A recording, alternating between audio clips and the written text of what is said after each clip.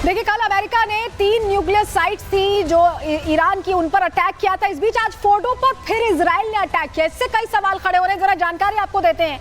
America की ओर से 3 जो परमाणु ठिकाने थे उन पर अटैक हुआ। हमले में तीनों ठिकानों को नष्ट करने का दावा भी अमेरिका की तरफ से किया गया। अमेरिका के इन्हीं दावों पर अब सवाल उठ रहे हैं। फोर्डो पर दोबारा इजरायली हमले से प्रश्न उठ रहे हैं। ईरान के सरकारी टेलीविजन ने भी दावा किया है कि फोर्डो के परमाणु ठिकानों पर फिर से अटैक हुआ है। फोर्डो पर दोबारा हमला आखिर इजराइल क्यों कर रहा है अगर वो नष्ट हो गए? क्या अमेरिकी हमले में नष्ट नहीं हुआ था परमाणु ठिकाना? ये प्रश्न है। अमेरिका का दावा सही है तो आखिर दोबारा हमलों की जरूरत क्यों पड़ी? ये भी अपने आप में सवाल है। इस बीच जरा आप आपको तस्वीर दिखाते हैं, क्योंकि अब ये जो परमाणु साइट्स अटैक हुई हैं ईरान की, अब ईरान ये कह रहा है कि हम जो इजराइल के परमाणु साइट है उस पर अटैक करेंगे। तस्वीर देखिए, ईरान की इजराइल को ये सीधी धमकी सामने आई है, जिसमें समझ में आ रहा है कि न्यूक्लियर रिएक्टर की फुटेज जारी करके ये कहा गया है कि हम भी उसे टारगेट कर सकते हैं, हमारी पहुंच से दूर नहीं है। ये ईरान ने सीधी धमकी एक तरह से दे दी है।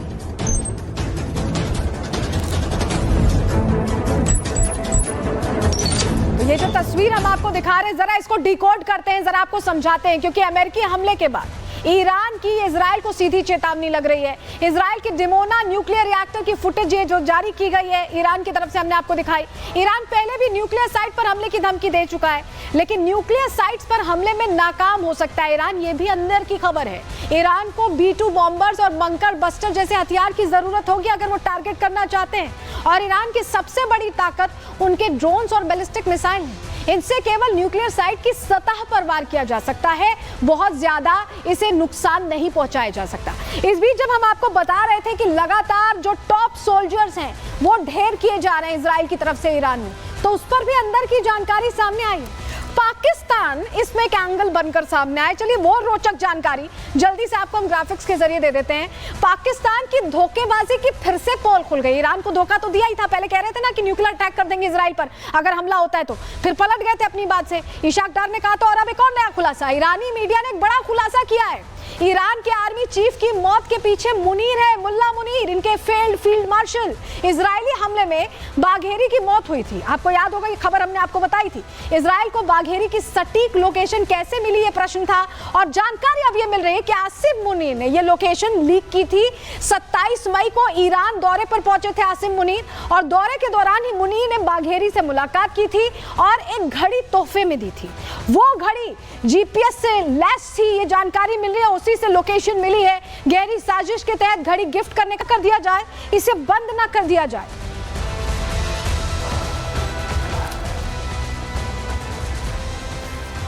अब सवाल यह है कि अगर स्ट्रेट ऑफ हॉर्मूज बंद होता है तो इसका असर क्या होगा, कैसा होगा? क्योंकि हम बता रहे हैं आपको कि तेल टैंकर्स यहां से होकर गुजरते हैं, बड़े बड़े शिप्स गुजरते हैं, तो क्या इसका असर भारत पे भी होगा? अमेरिका और चीन पर इसकी कैसी मार पड़ेगी? डिटेल रिपोर्ट के जरिए आपको समझाते हैं।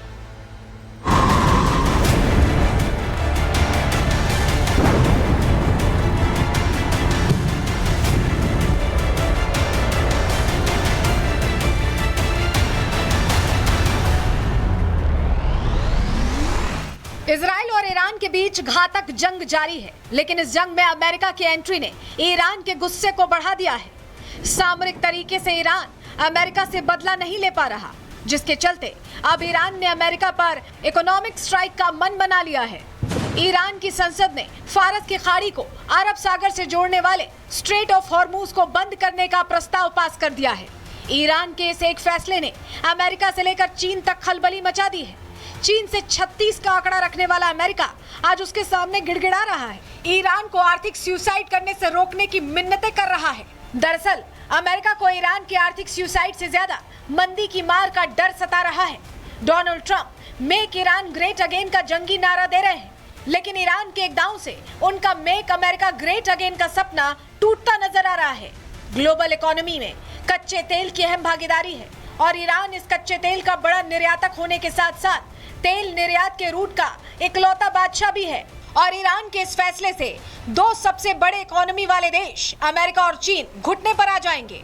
इस इकोनॉमिक वॉर का असर भारत पर भी पड़ेगा, लेकिन बाकी देशों से कम, क्योंकि बदलते वर्ल्ड ऑर्डर के चलते भारत पहले 27 देशों से तेल मांगता था, लेकिन अब 40 देशों से आयात हो रहा है। भारत प्रतिदिन 5.6 मिलियन बैरल कच्चा तेल आयात करता है।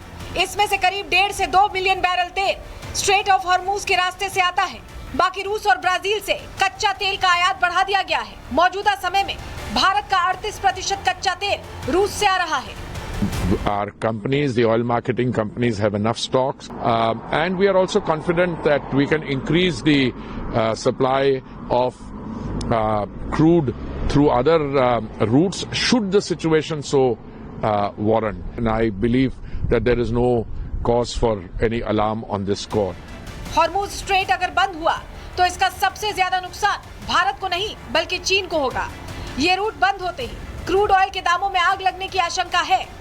भारत ने इससे निपटने के लिए अपनी तैयारियां पहले से कर ली थी, लेकिन हॉर्मूज की खाड़ी के बंद होने की मार सबसे ज्यादा चीन को झेलनी होगी, क्योंकि चीन दुनिया का सबसे बड़ा तेल आयातक देश है। यूएस एनर्जी इंफॉर्मेशन एडमिनिस्ट्रेशन के अनुसार 2024 में ये प्रतिदिन 4.3 मिलियन बैरल कच्चे तेल का प्रोडक्शन करता था और 11.1 मिलियन बैरल का आयात करता था। चीन के कुल तेल आयात का लगभग 45% हिस्सा हॉर्मूज स्ट्रेट से होकर गुजरता है।